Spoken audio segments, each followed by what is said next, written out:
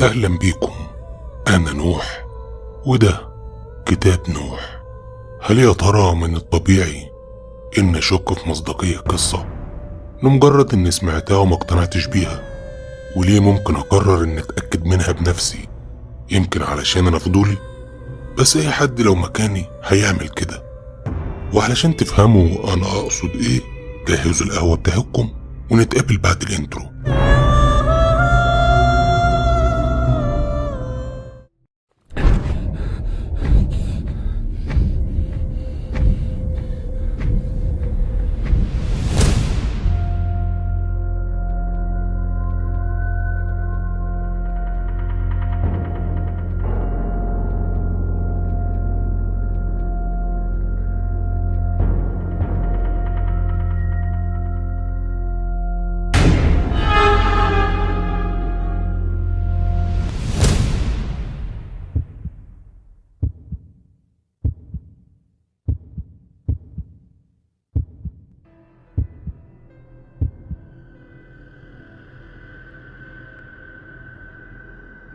أكيد أغلبكم سمع عن قصر البارون وقصته الشهيرة اللي بتقول إنه مسكون. بصراحة أنا مش مقتنع بالقصص دي، خصوصا بقى إن أغلب اللي اتحكى عن القصر كان متناقض ومش شبه بعضه، وده معناه إن أغلب القصص متفبركة، أو خلينا نقول إن دي كانت قناعاتي. وده لحد ما كنت قاعد يوم أجازتي بفطر ومأنتخ، ووقتها تليفوني رن. كان عمر صاحبي، وأول لما رديت قال لي: ولا يا نوح، اجهز بسرعة، أنا والشباب هناخدك معانا مشوار لحد مصر الجديدة. قلت له: مشوار إيه ده إن شاء الله؟ رد عليا وقال لي: اجهز بس وأعرفك لما أجيلك، يلا هقفل معاك علشان داخل على لجنة. عمر قفل الخط وأنا ما ضيعتش وقت، وقمت جهزت نفسي ولبست وقعدت اسكرول في موبايلي على ما يوصل. وهنا عيني راحت على الكتاب، ووقتها قمت جبته وقلت اشوف الرسالة اللي هتكون من نصيب النهاردة. وأول لما فتحته لقيت رسالة بتقول: احذر، بعض الجدران لها أعين وآذان. قفلت الكتاب وأنا مش فاهم هو ده مثل ولا شعر ولا رسالة ولا إيه الحكاية بالظبط. وقبل ما توصلني الإجابة سمعت كلاكس عربية عمر، فنزلت ركبت معاه، وفي السكة عرفت إنه رايح يتفرج على شقة هناك. ومع وصلنا للمكان دخلت الشقة اللي المفروض يشتريها، واتصدمت لما بصيت من البلكونة، وده لأني شفت قصر شكله قديم ومألوف. ساعتها سألت عمر: هو ده قصر البارون ولا بيتهيألي؟ فقال لي: هو بعينه، شفت بقى الفيو اهو ده لوحده حكاية. المهم، ايه رأيك في الشقة؟ عمر كان بيكلمني وانا مش مركز، كنت سرحان في حلاوة القصر اللي شايفه. ساعتها كمال قال لي: ما تيجوا ندخل القصر ده، انا كده كده ليا واحد قريب شغال هناك امن، وممكن يدخلنا من غير تصاريح وفي اي وقت. ساعتها يوسف رد وقال: طب واللعبة؟ فقلت له باستغراب: لعبة ايه؟ في اللحظة دي عبد الرحمن طلع صندوق خشب قديم وقربه منه وهو بيقول لي: اللعبة دي لعبة ويجا، عمر جايبها علشان يتأكد ان الشقة سليمة وما فيهاش عفاريت، المفروض يعني نسألها وتجاوبنا، اصله بيقول انها بتعرف كل حاجة. بصيت لعمر وانا بقول له: قول لي، هي الشقة دي رخيصة؟ كمال اللي رد وقال لي: رخيصة ايه بس يا نوح، ده دافع فيها دم قلبه. فقلت له: طالما كده يبقى اطمن، الشقة اكيد زي الفل، اجهزوا انتوا وخلينا نروح نلعب اللعبة دي في القصر. وقتها الكل وافق، وكمال اتصل بقريبه وقال له انه عايز يجي القصر، لكن قريبه اعتذر وقال له النهارده ممنوع. بس مع اصرار كمال وافق، بس بشرط اننا نروح بالليل بعد ما الدنيا تهدى خالص، وهيدخلنا من غير ما حد يعرف. وفعلا قضينا اليوم ما بين المطعم والكافيه لغايه ما قريب كمال اتصل بينا على الساعه 7 بالليل وقال: تعالوا يلا، انا اتفقت مع اللي معايا هتدخلوا ساعه زمن تلفوا القصر وتتصوروا براحتكم، وبعدها تخرجوا، لا من شاف ولا من دري. ما كدبناش خبر، وعلى طول ركبنا العربية وطلعنا للقصر. ولما وصلنا هناك استقبلنا عزت قريب كمال، دخلنا القصر وسابنا ومشي. كان قدامنا صالة كبيرة قوي، القصر دورين وبدروم، لكن ارتفاع السقف كان عامل شغل رهيب. فضلنا نتمشى في القصر واحنا منبهرين بيه، وبعدها طلعنا للدور التاني ولفينا فيه شوية. وعلشان اكون صريح معاكم ما كنتش حاسس ان في حاجة غريبة، وساعتها قلت لهم: ما تيجوا نجرب ويجا ونسألها على الأوضة السرية، يمكن اللعبة دي تطلع بجد. ساعتها عمر ابتسم وقال: والله فكرة، هات اللعبة يا يوسف خلينا نجرب. قعدنا وسط القصر وفتحنا اللعبة، وعبد الرحمن طلع شمعة وولعها. فقلت له: ايه يا عم عبده، بتعمل ايه؟ هو احنا هنحضر عفاريت لا سمح الله؟ كمان رد وقال: يا نوح، الشمعة دي ضرورية لازم نولعها علشان لما نروح تحضر نعرف من حركة الشمعة. يوسف كان خايف وقال لنا أرواح إيه يا عم منك ليه؟ ساعتها كمال اتدخل وقال له اهدى بالله عليك كده وبلاش تجيب سيرتهم، الحيطان لها ودان. فقلت لهم ايه يا رجالة، معقولة هنخاف من أولها؟ انشافوا كده. ساعتها عمر خد اللوح بتاع الويجا وحطه على الأرض. اللوح زي ما ناس كتير عارفة بيكون خشب، وفي أرقام من 1 ل9، وفي كلمتين نعم أو لا، وكمان في أحرف ممكن تشكل كلمة.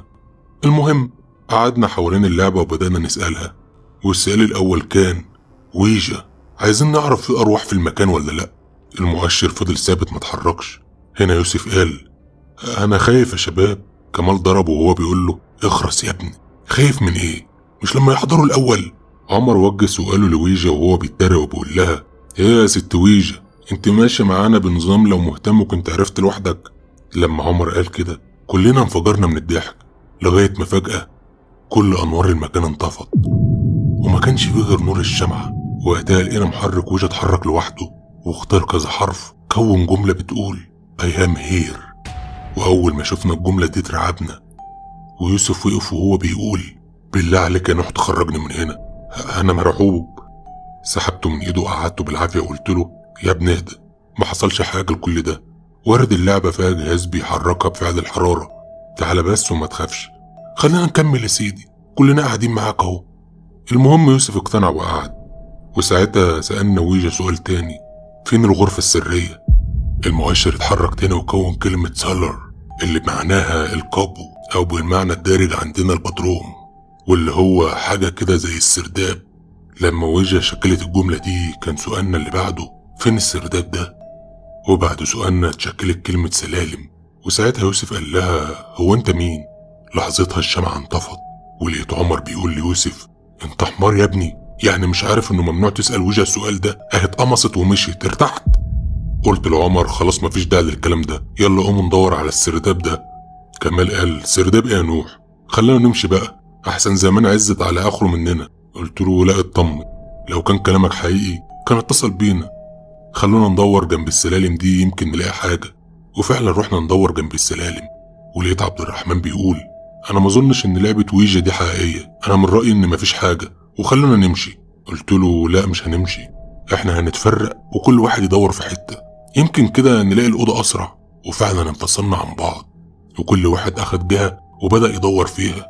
أما أنا ففضلت واقف محتار لحد ما قلت أرجع أسأل اللعبة تاني.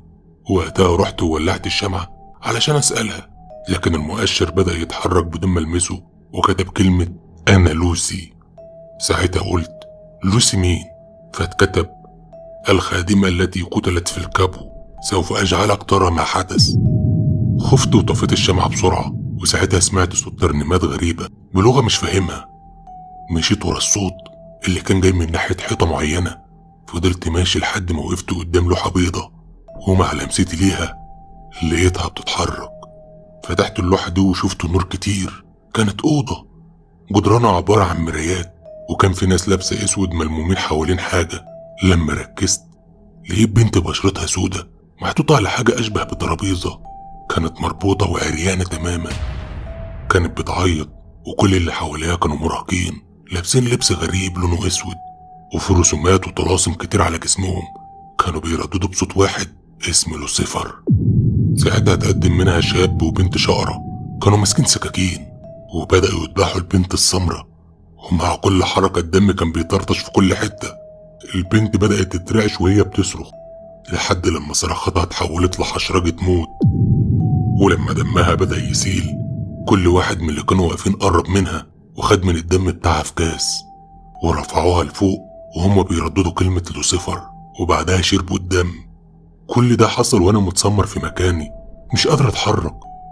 الغريب انه كل اللي في المكان اختفوا واحد ورا التاني، وفجأة الإضاءة بدأت تترعش وظهر في المرايات صورة البنت السمرة وهي مدبوحة، علامات الغضب كانت باينة عليها، عيونها اتحولت للون الأبيض، وبصت ناحيته وابتسمت وهي بتشاور عليا.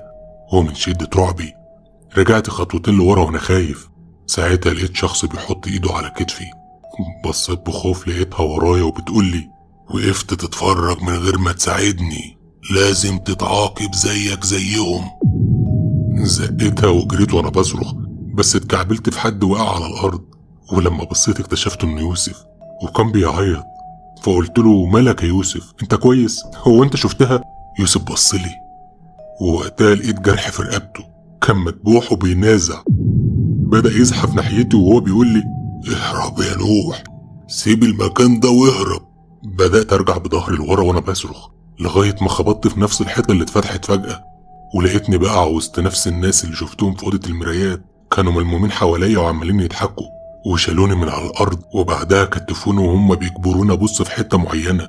ولحظتها شفت صحابي كمال وعمر وعبد الرحمن كانوا مربوطين في الكراسي وعمالين يعيطوا. كان كل كرسي واقف وراه شخص ملثم وماسك سكينة. وقتها في بنت ظهرت ورفعت ايديها لفوق، كانت ماسكة صليب مقلوب وعليه دم. وأول لما نزلت ايديها الأشخاص دول بدأوا يذبحوا كمال وعمر وعبد الرحمن. ذبحوا الكل قدامي ودمهم اتصفى في حاجة شبه الطشت. كنت عايز أصرخ بس مش عارف. حسيت إن ركبي ثابت وبصيت لأصحابي وهم مقتولين قدامي. كان منظرهم مرعب وصعب يتصدق. حاولت أقاوم الناس دي وأضربهم علشان أبعدهم عني، لغاية البنت اللي معاهم غرفت كاس دم وبدأت تشرب منه وهي بتضحك. هجمت عليها لكن مرة واحدة دلقت الدم في وشي. وقتها أنا فقت على صوت كمال وعمر وهم بيرشوا عليا مية. فتحت عينيا لقيتني جنب السلالم. شفت كمال وعمر فحضنتهم وأنا مش مصدق إنهم قدامي. سألتهم إيه اللي حصل، فكمال قال لي أنت شكلك كده وقعت من على السلم وخبطت دماغك، احنا كنا سامعين صوتك وانت بتصرخ، جينا عليك جري وفوقناك. قلت له طب وفين يوسف وعبد الرحمن؟ وقبل ما كمال يجاوبني سمعنا صراخ يوسف كان جاي من فوق. جرينا كلنا واحنا سامعين ست بتعيط، عياطها نابع من ألم. كنا بنحاول نفهم ايه اللي بيحصل. كل ما نقرب من مصدر الصوت نلاقيه بيبعد اكتر. كل شوية نلمح حاجة بتعدي من جنبنا. كمال بدأ ينادى على يوسف بعلو صوته، كان عايز يعرف هو فين. ساعتها سمعنا صوت يوسف جاي من تحت وهو بيقول انا هنا يا كمال، تحت مع عبده. فضلنا نبص لبعضنا، لو يوسف كان تحت يبقى مين اللي كان بيصرخ فوق؟ لما جينا ننزل لمحنا بنت مديانا ظهرها، لبسها شبه لبس الخدامات، كانت واقفة على السلم وشايلة صينية. فسألناها انت مين؟ ساعتها لفت ناحيتنا بملامحها المرعبة ورقبتها المدبوحة، كانت نفس الست اللي شفتها بتتقتل في أوضة المرايات. ساعتها بدأنا نصرخ وجرينا على فوق واحنا مرعوبين. كنا بنشوف خيالات كتير وبنسمع صوت غنى بيمجد اسم لوسيفر. كمال بدأ يقرأ قرآن، ولما كان بيقرأ كنت بلمح في جدران القصر عيون بتظهر من كل حتة وكأنها بتراقبنا. ساعتها عمر قال لي خلونا نتصل بقريب كمال يجي يخلصنا من الرعب ده، انا اعصابي تعبت وما بقتش مستحمل افضل هنا ولا ثانية. ساعتها كمال ما كدبش خبر، قام اتصل على قريبه عزت اللي وقتها قال له انتوا لسه جوه القصر ازاي؟ امال مين اللي خرجوا قدامي وروحوا من يجي ساعة؟ ما كناش فاهمين حاجة من كلام عزت وحرفيا كنا هنتجنن. وطلبنا من عزت يجي ومفيش غير 10 دقايق ولقينا انوار القصر كلها اشتغلت. نزلنا لتحت بسرعة وهناك لقينا عبده ويوسف متبهدلين، واللي شافوه ما كانش اقل من اللي شفت انا وعمر وكمال. يوسف قال انه في مجموعة مراهقين خطفوه هو وعبد الرحمن وسحبوهم لأوضة مليانة مرايات وكانوا عايزين يذبحوهم. بس في ست لون بشرتها اسود قالت لهم ان اسمها لوسي، هي قدرت تهربهم من الأوضة، والست دي للأسف اتقتلت بسببهم. عزت لما سمع باللي حصل معانا ما صدقش كلامنا وقال لي ازاي ممكن يحصل كل ده، وحلف انه شافنا من بعيد واحنا خارجين من القصر. حتى بالأمارة رفعنا ايدينا وسلمنا عليه، وللسبب ده هو طفى انوار القصر. لكن الظاهر ان ده شغل عفاريت، هم اوهموه ان احنا خرجنا علشان يطفي الانوار، وبكده العفاريت تاخد راحتها معانا. الغريب ان عزت قال ان دي اول مرة تحصل ان حد يدخل القصر ويتعرض للحوادث دي. وانا كنوح مش عارف بصراحة هو اللي شفناه ده كان حقيقي ولا لأ. يعني ممكن تكون في روح عانت بسبب ممارسات وطقوس محرمة لعبدة الشيطان، ولا كان مجرد وهم حصل بسبب لعبة ويجا الشيطانية. عن نفسي أصدق الرسالة اللي بعتها لي الكتاب واللي بتقول احذر، فبعض الجدران لها أعين وأذان. العيون اللي شفتها في جدران القصر بتثبت إن الحكاية حقيقية، والرأي الأول والأخير ليكم. ولحد هنا أكون خلصت الحكاية بتاعت النهاردة. استنوني في حكايات كتيرة وغريبة من حكايات نوح والكتاب، وتصبحوا على خير.